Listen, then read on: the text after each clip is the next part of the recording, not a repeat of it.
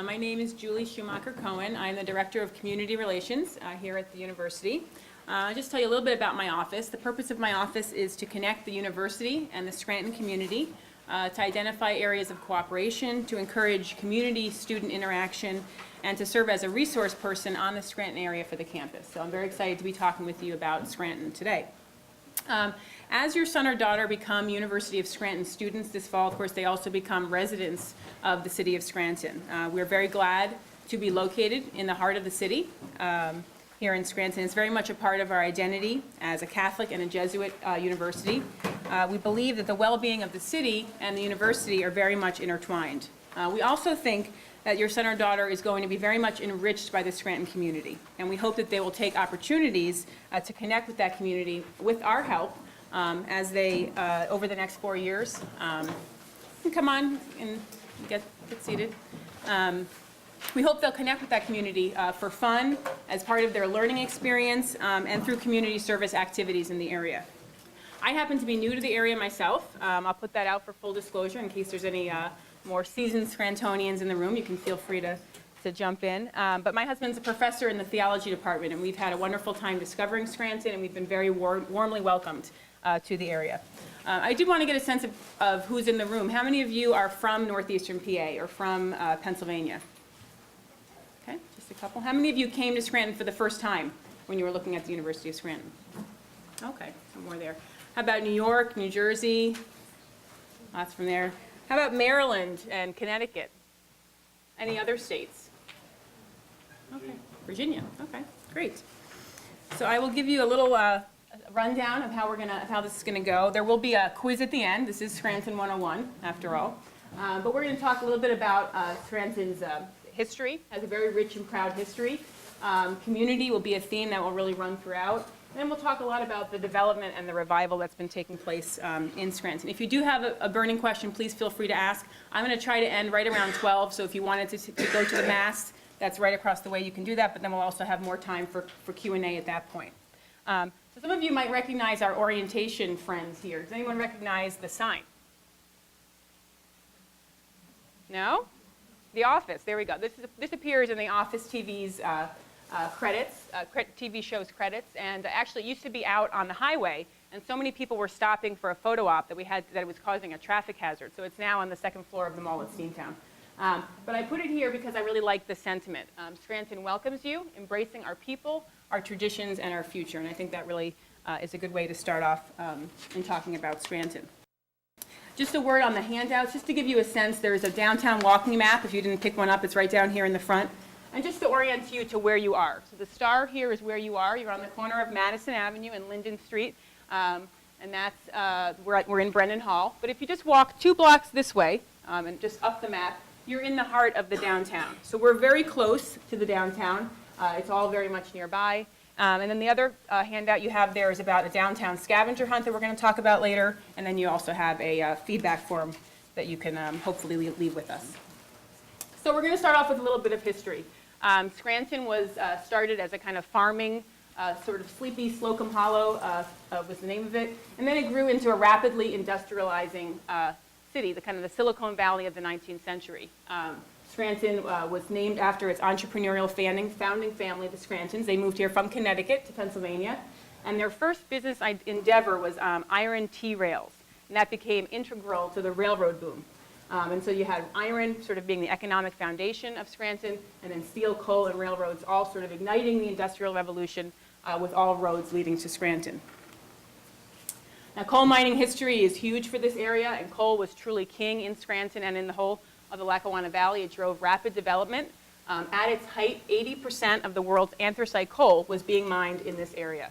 And also 220,000 miners were working in the mine. So for many, if you talk to local Scrantonians, they will say, my grandfather, my father, my great-uncle, worked in the coal mines. It's very much a part of the history as well as individual families' heritage. And then with iron and coal came railroad. We had to get the coal to market. And so the Scrantons founded the DL&W Railroad in 1851, and then in 1890 there were 5 different railroads operating out of Scranton, which earned it the nickname Steamtown because of the steam locomotive technology that was being pioneered here. And then after rails came the electric streetcar. The reason why Scranton is called the electric city is because the first electric streetcar operated out of Scranton, and that was in 1886. And that was at a time when electricity was the most exciting innovation in the world. So it was really an exciting thing for Scranton. And this sign is right down on Linden Street, so right down 2 blocks, and it's a historic sign. You'll often see this when Scranton is talked about, and it's a sign of our historic prominence, but also of our bright future. So all of this industry made Scranton a very thriving city at the turn of the century. It was the 38th largest city in the U.S., and you can see here how the population tripled, going from 35,000 in 25 years up to 102,000. We're at about 70,000 today. And this is because there was so much work to be done in the coal mines, and also we had silk mills and all different types of industry, so that people had to, it became one of America's major immigrant destinations. And people came from all over. You can see the ancestry. They were coming from Ireland, Italy, Germany, Poland, England, and then throughout Europe. At one point in Scranton, there were over 20 different churches, all with their own cultural and ethnic connection. And there was, and still is, a very significant Jewish population. And then also all of this prominence drove a lot of wealth in the area and the building of some very beautiful buildings. We can get a sense of that here. So if you have a chance to walk downtown, St. Peter's Cathedral is the seat of the Diocese of Scranton. And this is all examples of the kind of Gothic architecture that you can find in Scranton. This is all on North Washington Avenue. Here's the Albright Memorial Library. And then up here is Lackawanna College.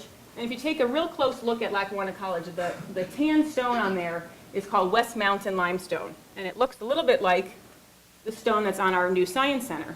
And that's because as the university has expanded, we have taken care to use some local materials and also to complement the historic architecture of the city. And so the university and Scranton's history are very much intertwined. We were first located in the downtown on Wyoming Avenue. This was when we were St. Thomas College, a diocesan college. And then as the university grew, we moved up to the hill section. That's the Scranton family donated their estate to us in 1941. And you can see here, it houses now our Office of Admissions. So I'm sure you had a chance to walk through that stately building. And then their carriage house is now Scranton Hall, and that's the office of our president.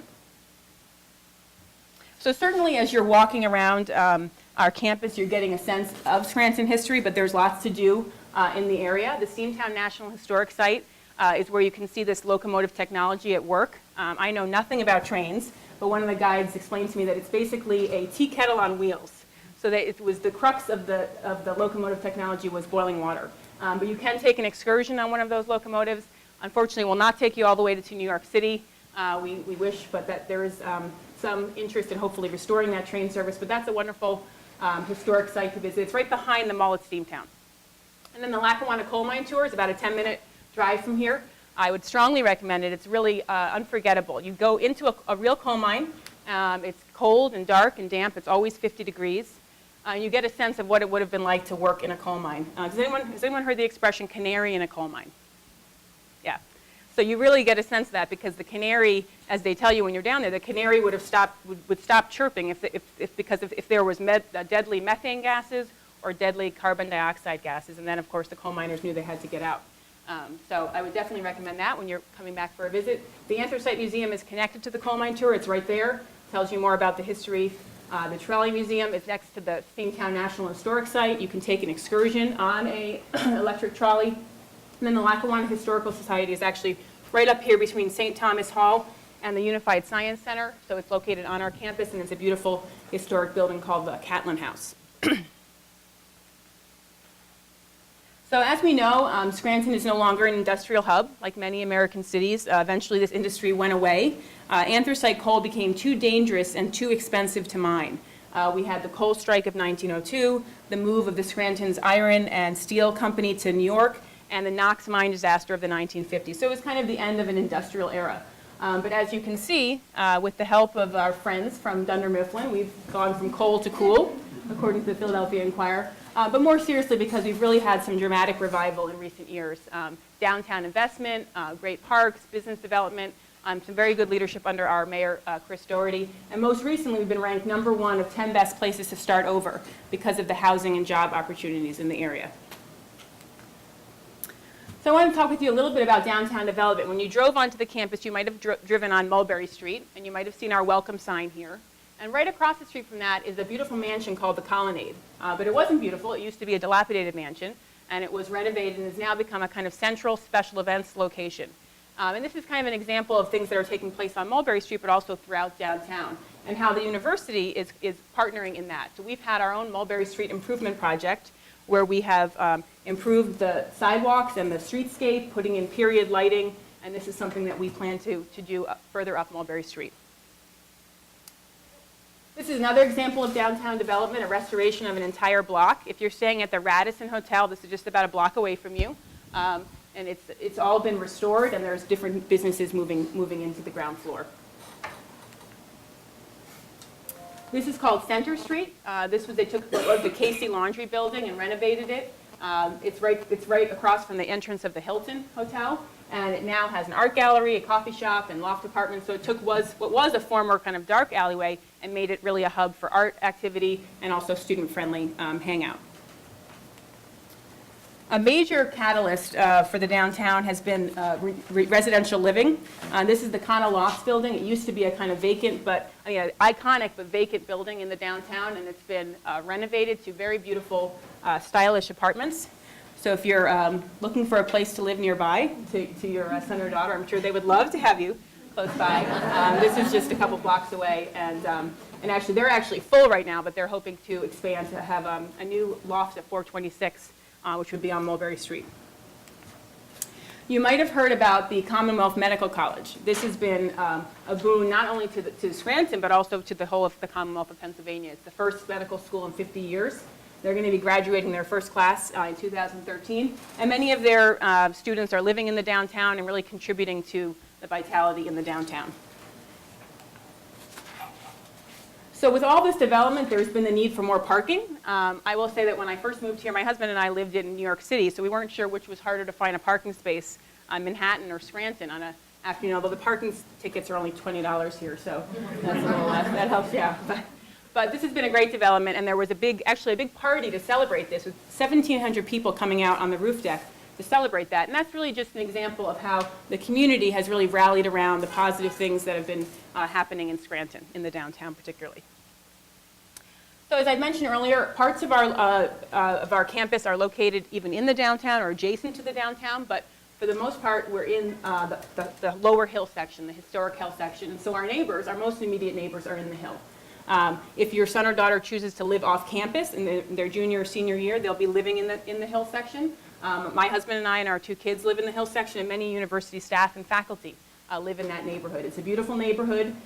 It's very much kind of a traditional neighborhood feel, sidewalks, people sit out on their front porches. We have Third Friday open houses and block parties. And there's also some really beautiful architecture in the hill section as well as the downtown.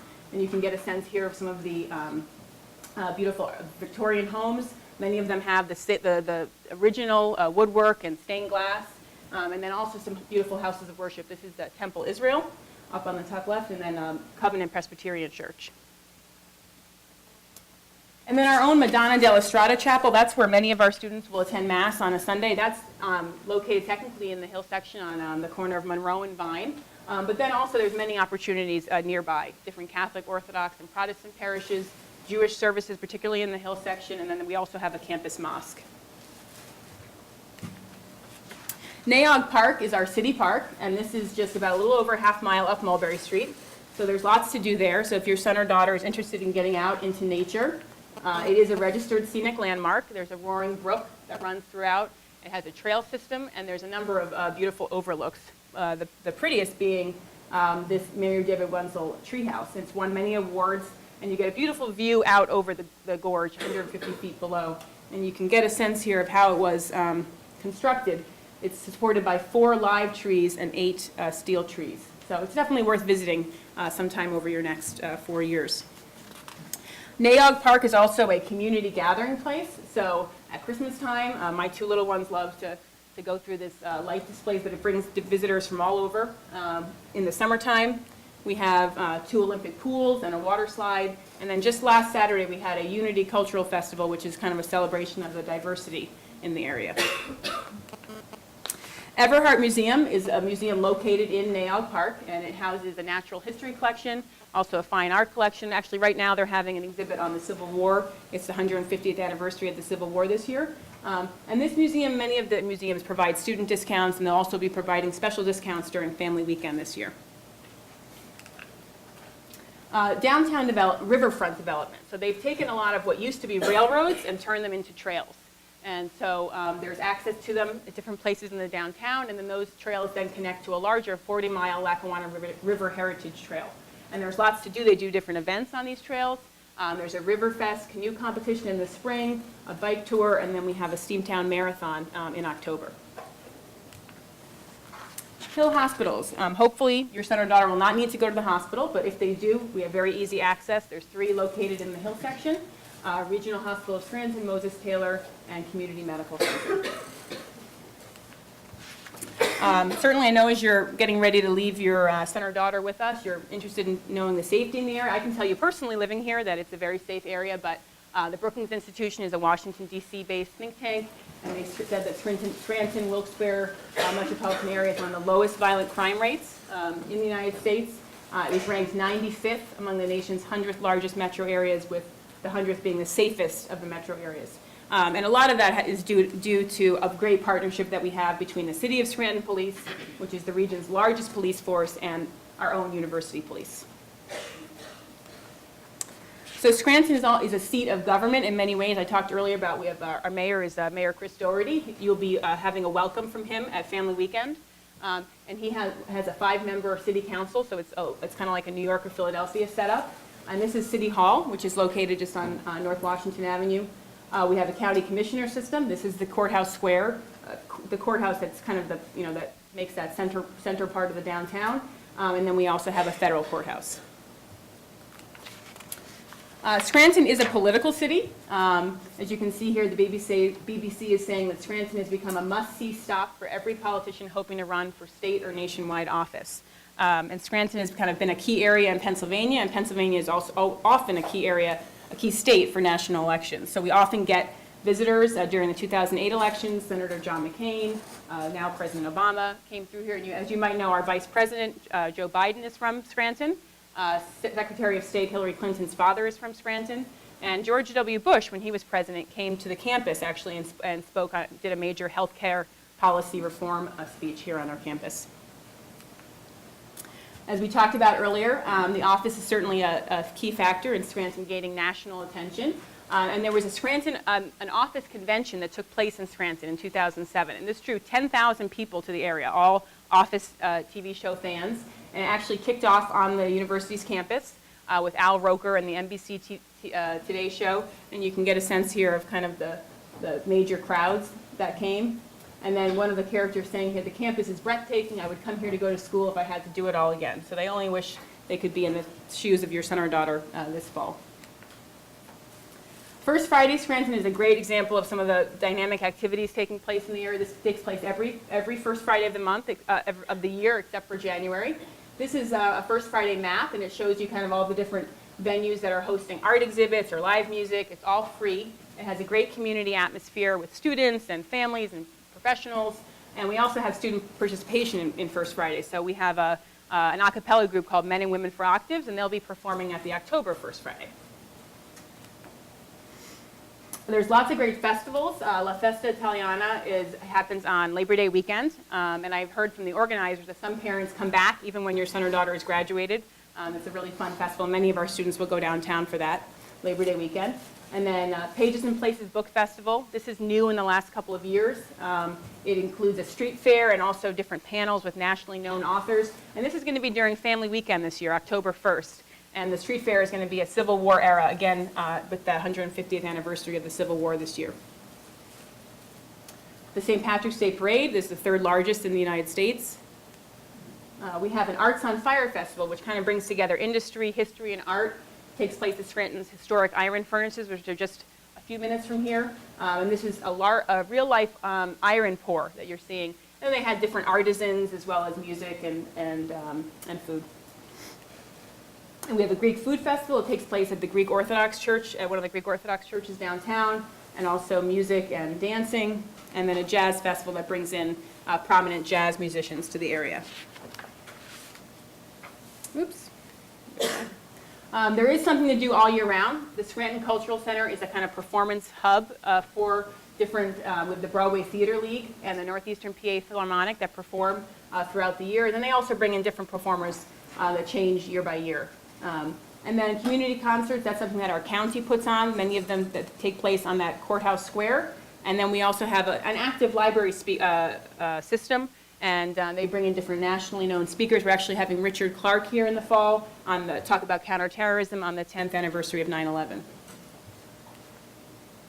There's lots to eat downtown. Of course, there's very good offerings at our DeNaples Center, but if your son or daughter wants to get off campus, for a fairly small to mid-sized city, we've got 2 Thai restaurants, a Chinese restaurant, a vegan restaurant, two Middle Eastern restaurants. So there's lots of variety, and many of them will give your son or daughter a discount with their Royal card if they show their Royal card, a 10% discount. And also during family weekend, many of these restaurants will be offering specials for you. And there's lots of different shopping opportunities nearby. You may have had a chance already to visit the mall at Steamtown. They are the kind of center also, if you are an Office fan, for Dunder Mifflin souvenirs. And then throughout the downtown, there's different boutique shopping. And then a 10-minute drive, you have the shops at Montage Mountain, Viewmont Mall, where you find the big Target and Walmart. And then as far as some necessities, we do have a Rite Aid, which is right downtown. And I will tell you, that's the first Rite Aid in the United States. The founder of Rite Aid was from Scranton. So that store was established in 1962, I think. And then there's area supermarkets as well. Scranton is home to the Yankee Farm Club, so that's a fun thing for baseball fans. And I can tell you that Scranton was also home to the Red Sox Farm Club in 1920. So Scranton may be the only place where the Yankees and the Red Sox have a common bond. The Phillies, I don't know. I think the Phillies had a farm. Oh, they did, okay. Earlier, yeah. For skiing fans, we're just 5 minutes from the Snow Mountain Ski Resort. So if your son or daughter, certainly it does get cold here in the winter, so this is a fun thing for ski lovers. And then how does your son or daughter keep up with all of this?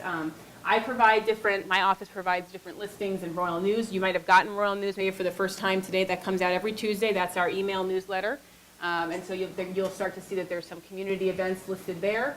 And then on Facebook, and then with different posters and things around campus. And of course, there's lots to do on campus as well. And then area resources, a weekly newspaper, a website, and our regional newspaper, the Scranton Times-Tribune. How do you get around? We have a new partnership with our county bus transportation system, which is called CULTS.